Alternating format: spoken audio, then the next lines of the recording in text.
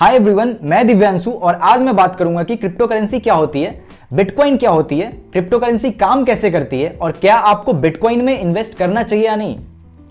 पूरी detail discussion करेंगे आज। So without any more delay let's get started. Okay, so bitcoin क्या होती है? तो एक बिटकॉइन इक्वल्स 38,33,951 रुपीज और 19 पैसे।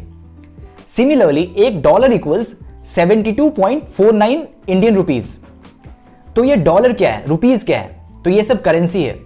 इंडिया में डेली एक्सचेंजेस के लिए जो करेंसी हम यूज करते हैं उसे रुपीज बोलते हैं, और इंडिया के बाहर ज्यादातर देशों में जिस करेंसी का यूज हम करते हैं उसे डॉलर कहते हैं। तो फिर ये बिटकॉइन क्या है? तो बिटकॉइन भी एक क्रिप्टो करेंसी है। ऐसी बहुत सारी क्रिप्टो करेंसीज अवेलेबल है, जैसे कि Ethereum, Cardano, Stellar, Tether, Monero and so on. लेकिन आज के टाइम पे बिटकॉइन ही सबसे ज्यादा पॉपुलर और वैल्यूएबल क्रिप्टो करेंसी है। So before moving ahead I want to clarify कि ये क्रिप्टो करेंसी क्या होती है। So cryptocurrency basically two words का कॉम्बिनेशन है, पहला क्रिप्टो और दूसरा करेंसी। करेंसी पार्ट तो हम सबको क्लियर है, जैसे डॉलर्स, रुपीज, ये सब करेंसी है। लेकिन यहां जो क्रिप्टो वर्ड है वो ये रेफर करता है कि ये सारी जो क्रिप्टो करेंसीज है वो क्रिप्टोग्राफिक एल्गोरिदम्स का यूज करते हैं सो दैट कि हमारी ट्रांजैक्शंस सिक्योर्ड और वेरीफाइड हो। इन सारे चीजों के लिए crypto currency rely on something called private key and public key cryptography. Public key basically एक एड्रेस होती है रिसीवर की, जिसपे आप क्रिप्टो करेंसी ट्रांसफर कर सकते हो, और रिसीवर अपनी प्राइवेट की का यूज करके उस पब्लिक की को अनलॉक करके अपना पैसा रिसीव कर सकता है। लेकिन यहां पे एक प्रॉब्लम है, अगर आप अपनी प्राइवेट की भूल गए या फिर खो दिया तो फिर आपके वॉलेट्स में जो फंड्स अवेलेबल है वो रिकवर नहीं हो सकता। अगर आप अपनी प्राइवेट की किसी और से शेयर कर देते हैं तो उस केस में भी उस बंदे के पास आपके अकाउंट की पूरी एक्सेस होगी और उसकी जो मर्जी वो कर सकता है। He can steel all the funds available in your wallet. तो आप सोच रहे होंगे कि ये तो सेम यूपीआई ट्रांजैक्शन वाली बात हो गई। उस केस में भी अगर हम अपनी यूपीआई पिन किसी और से शेयर कर देते हैं तो वो तो पैसा ले ही सकता है। नहीं, वहां पे आपका नंबर जो उस बैंक अकाउंट से लिंक्ड है वो उसके फोन में होना चाहिए, तभी तो पिन का कुछ काम भी होगा। लेकिन क्रिप्टो करेंसीज के केस में ऐसा नहीं है।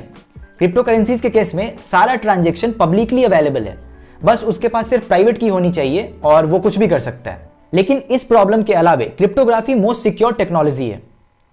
Encryption algorithm, signature algorithm, hashing algorithm, ये सारी कुछ क्रिप्टोग्राफिक एल्गोरिदम्स है जो इंश्योर करता है कि हमारी ट्रांजैक्शन पूरी तरह से सिक्योर रहे।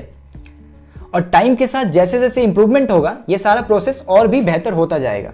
अब जैसा कि हमें पता है कि हमारा जो नॉर्मल पैसों का ट्रांजैक्शंस होता है वहां पे एक थर्ड पार्टी इन्वॉल्व होती है जो है बैंक, और हमारी पूरी ट्रांजैक्शंस रिकॉर्ड और हमारी पूरी डेटा इन बैंक्स और इन यूपीआई एप्स के पास होती है। अगर ये चाहे तो हमारे डेटा को मिसयूज भी कर सकते हैं। गवर्नमेंट चाहे तो इनसे हमारी पूरी इंफॉर्मेशन ले सकती है और हम पे इन्वेस्टिगेशंस भी चला सकती है, क्योंकि ये सारा सिस्टम सेंट्रलाइज्ड है, गवर्नमेंट के कंट्रोल में है। चूंकि यहाँ पे एक थर्ड पार्टी इन्वॉल्व होती है इसलिए ट्रांजैक्शन चार्जेस भी ज्यादा लगता है, करप्शन के भी चांसेस होते हैं। ऑल्सो कई बार बैंक आपके पैसे को मिसलेंड कर देता है, मतलब ऐसे लोगों को लोन दे देता है जहां से पैसा आसानी से वापस नहीं आता। ऑल्सो बैंक आपके पैसे को फर्दर इन्वेस्ट करता है, और अगर उस इन्वेस्टमेंट में लॉसेस हुए तो हमारे पैसे रिस्क पे आ जाता है। ऐसे कई सारे केसेस आपने पास्ट में देखा ही होगा जहां पे लोगों को खुद का पैसा बैंक से निकालना मुश्किल हो गया। अब जो कुछ प्रॉब्लम्स अभी आपने देखा है इसे तो क्रिप्टो करेंसी सॉल्व कर देती है। So crypto currency is a digital form of currency.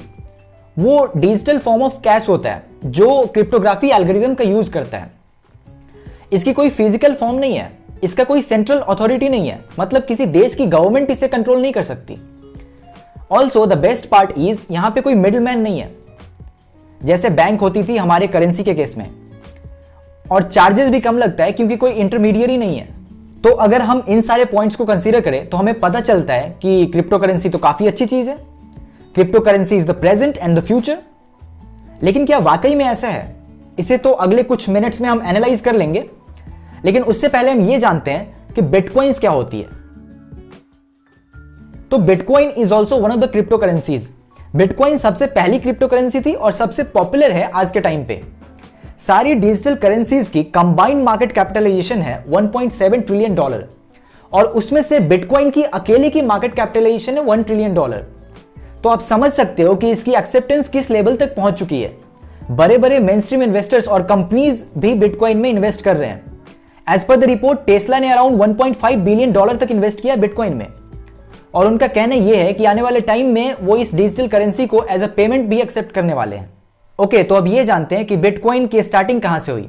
So bitcoin was invented in 2008 और ये इंप्लीमेंटेशन में तब से आया जब 2009 में एक रिसर्च पेपर पब्लिश की गई थी by an anonymous person Satoshi Nakamoto. ये किसी को नहीं पता है कि ये एक इंडिविजुअल पर्सन है या फिर ग्रुप ऑफ पर्सन है या फिर कोई ऑर्गेनाइजेशन है इस नाम के पीछे।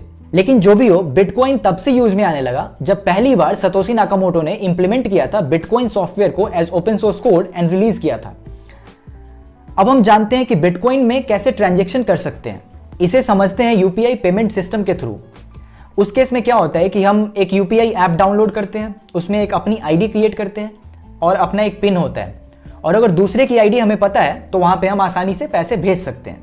सिमिलरली बिटकॉइन के केस में एक बिटकॉइन आईडी होती है जिसे हम पब्लिक की भी कहते हैं, और अगर दूसरे का पब्लिक की हमें पता है तो हम उस पर बिटकॉइन भेज सकते हैं। और सेंडर और रिसीवर दोनों की इंडिविजुअल प्राइवेट की भी होती है और रिसीवर अपने प्राइवेट की का यूज करके उस पैसे को रिसीव कर सकता है। ये प्राइवेट की वैसी ही होती है जैसे यूपीआई के केस में पिन होता था। लेकिन यूपीआई पेमेंट्स के केस में हमारी पूरी ट्रांजैक्शन रिकॉर्डेड होती है इन यूपीआई एप्स के पास या फिर बैंक्स के पास। बट बिटकॉइन के केस में हमारी ट्रांजैक्शन रिकॉर्डेड होती है ब्लॉकचेन में। सो ब्लॉकचेन बेसिकली टू वर्ड्स का कॉम्बिनेशन है, पहला ब्लॉक दूसरा chain. So basically block is a database जहां पे हमारी सारी इंफॉर्मेशन रिकॉर्डेड होती है और ऐसी बहुत सारी ब्लॉक्स आपस में लिंक्ड होती है। सो क्रिप्टो करेंसी के फंक्शनिंग के लिए जो टेक्नोलॉजी यूज होती है उसे बोलते हैं ब्लॉकचेन टेक्नोलॉजी। और ब्लॉकचेन टेक्नोलॉजी क्रिप्टोग्राफी एल्गोरिदम्स का यूज करते हैं सो दैट कि हमारी ट्रांजैक्शन सिक्योर रहे और वेरीफाइड रहे। लेकिन इस केस में एक और कॉन्सेप्ट आता है जो कि है बिटकॉइन माइनिंग, और बहुत इंपॉर्टेंट कॉन्सेप्ट है ये। सो अब हम जानते हैं कि बिटकॉइन माइनिंग क्या होती है। सो जैसे गोल्ड की माइनिंग होती है, जैसे पैसे छापे जाते हैं, वैसे ही नए बिटकॉइंस को जनरेट करने के प्रोसेस को बिटकॉइन माइनिंग कहते हैं। लेकिन बिटकॉइन दोस्तों एक कॉम्प्लेक्स कंप्यूटर एल्गोरिदम से बनता है, सो इसका प्रोसेस उतना आसान नहीं है जितना पैसा छापना। यहां पे bitcoin miners high computational power वाले कंप्यूटर्स पे ये माइनिंग सॉफ्टवेयर रन कर रहे होते हैं। बेसिकली हम जैसे नॉर्मल लोग जो बिटकॉइन में ट्रांजैक्शंस करते हैं, उन ट्रांजैक्शंस को वेरीफाई करते हैं ये बिटकॉइन माइनर्स माइनिंग सॉफ्टवेयर के थ्रू, और अगर ये सक्सेसफुली वेरीफाई कर पाते हैं तो इन्हें एज ए रिवॉर्ड नए बिटकॉइंस मिलते हैं। इसे ही बिटकॉइन माइनिंग कहते हैं। लेकिन एक और क्वेश्चन यहाँ पे आता है कि कितना बिटकॉइन जनरेट कर सकते हैं, कोई लिमिटेशन है या फिर अनलिमिटेड। जैसे कि हर देश की गवर्नमेंट अपनी करेंसी अनलिमिटेड जनरेट कर सकती है, इंडियन गवर्नमेंट अनलिमिटेड पैसे छाप सकती है। तो फिर एक क्वेश्चन और यहाँ पे बनता है कि अगर गवर्नमेंट अनलिमिटेड पैसे छाप सकती है तो फिर लोगों की प्रॉब्लम क्यों नहीं सॉल्व कर देती, गरीबों में बांट क्यों नहीं देती, पॉवर्टी भी खत्म हो जाता। तो नहीं, ऐसा नहीं कर सकते, क्योंकि जितनी गवर्नमेंट पैसे छापेगी उतनी ही महंगाई बढ़ती जाएगी। तो इस प्रॉब्लम को अवॉइड करने के लिए बिटकॉइन के केस में ऐसा है कि आप अनलिमिटेड बिटकॉइंस नहीं जनरेट कर सकते, क्योंकि अगर बिटकॉइन माइनर्स ऐसे ही अनलिमिटेड बिटकॉइन जनरेट करते रहे फिर तो महंगाई बढ़ जाएगी। तो इस चीज को अवॉइड करने के लिए ये ऑलरेडी कंफर्म्ड है कि 21 मिलियन से ज्यादा बिटकॉइन जनरेट नहीं किया जा सकता। चलो ये तो अच्छी बात है, लेकिन बिटकॉइन की प्राइसिंग कैसे डिसाइड होती है, ये कैसे पता चलता है कि आज के टाइम पे बिटकॉइन की वैल्यू इतनी है इंडियन रुपीज में। कुछ टाइम पहले तो काफी कम थी और उससे कुछ टाइम पहले तो ज्यादा थी। सो इसकी प्राइसिंग कैसे डिसाइड होती है?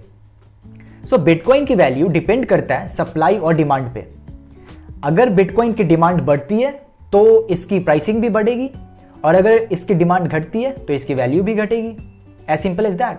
सो अगर मैं शॉर्ट में बात करूं बिटकॉइन के एडवांटेजेस और डिसएडवांटेजेस के बारे में, तो बिटकॉइन की अच्छी बात यह है कि यहां पे कोई मिडलमैन नहीं होता, जैसे नॉर्मल करेंसी के केस में बैंक होता था।